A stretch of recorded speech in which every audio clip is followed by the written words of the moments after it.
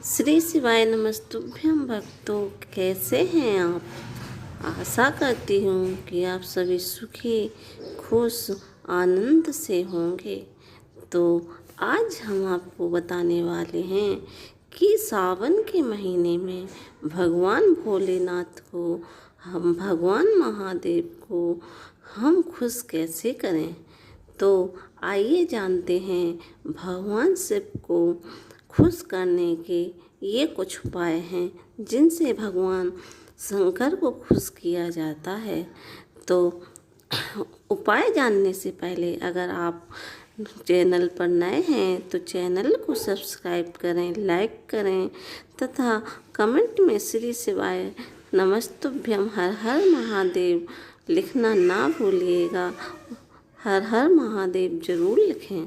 तो आइए जानते हैं ये कुछ उपाय जो सावन के महीने में किए जाते हैं और जो सावन के महीने में करता है उससे भगवान महादेव खुश होते हैं।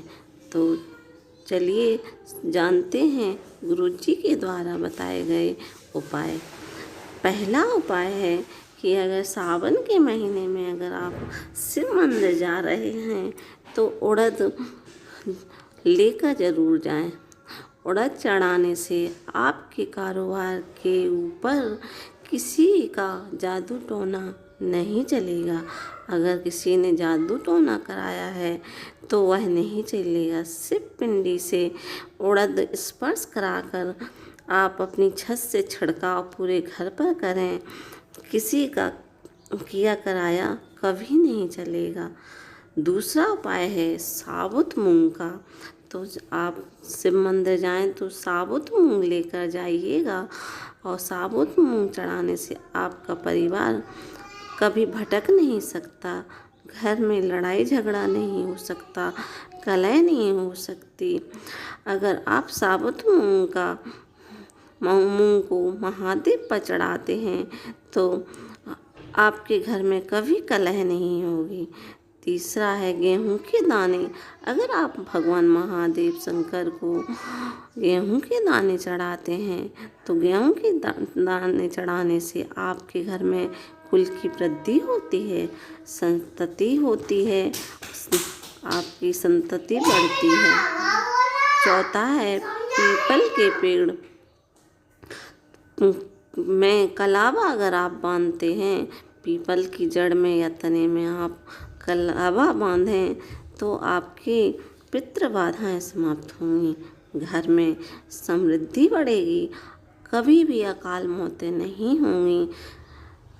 पांचवा है समी का वृक्ष। अगर आप समी के वृक्ष में अगर आप उसके तने में या जड़ में अगर आप कलावा बांधते हैं तो राहु और केतु की दशा समाप्त होती है। समी के वृक्ष के तने में यदि कलावा बांधा जाए तो राहु क्या करता है, राहु धन का नाश करता है। तो समी के वृक्ष के तने में कलावा बांधने से धन का नाश कभी नहीं होगा, घटनाएं कभी नहीं होंगी। समी का पत्ता अगर आप महादेव पर चढ़ाते हैं तो कभी घटनाएं नहीं होती हैं, इससे अकाल मृत्यु टल जाती है। और यदि समी का पत्ता आप गणेश विघ्नहर्ता भगवान गणेश को चढ़ाते हैं तो धनवान बनने से आपको कोई रोक नहीं सकता। पांचवा है यदि केले की जड़ में उसके तने में यदि कलावा बांधा जाए, जो केले का वृक्ष होता है अगर उसकी जड़ में कलावा बांधा जाए तो आपके घर में जो सास बहुओं का झगड़ा होता है, बहुओं का झगड़ा होता है, वो कभी नहीं होगा। केले की जड़ में तने में कलावा बांधने से झगड़ा रुक जाता है और झगड़ा खत्म होता है। छठवा है तुलसी। तुलसी की जड़ में अगर आप कलावा बांधते हैं या तुलसी के तने में आप कलावा बांधते हैं तो लाल कलावा आपको तुलसी की जड़ में बांधना चाहिए या तने में बांधना चाहिए। लाल कलर का कलावा आपको तुलसी में बांधना चाहिए। तो तुलसी में कलावा बांधने से क्या होता है?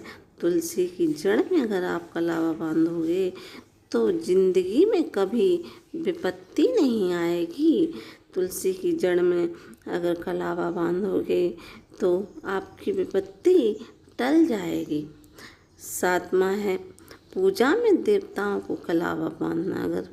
अगर आप पूजा करते हैं और पूजा में देवताओं को कलावा बांधते हैं, अगर मूर्ति पर आप कलावा समर्पित करते हैं तो कहा जाता है कि मूर्तियों पर समर्पित किया गया कलावा कभी मूर्ति खंडित नहीं होती हैं। अगर उस पर कलावा चढ़ाते हैं या मूर्ति पर कलावा बांधते हैं तो मूर्ति कभी भी खंडित नहीं होती हैं। खुद को अगर कलावा बांधोगे तो ये सत्य है कि पैरालाइसिस की अगर जैसी बीमारी कभी नहीं होती है, पैरालाइसिस जैसी समस्याएं कभी नहीं होती हैं। श्री शिवाय नमस्तुभ्यम। हर हर महादेव। अगर यह वीडियो आपको पसंद आया तो इसको लाइक ज़रूर करें और कमेंट में श्री शिवाय नमस्तुभ्यम हर हर महादेव लिखना ना भूलें। हर हर महादेव। ओम नमः शिवाय। ओम नमः शिवाय। ओम नमः शिवाय। ओम नमः शिवाय। ओम नमः शिवाय।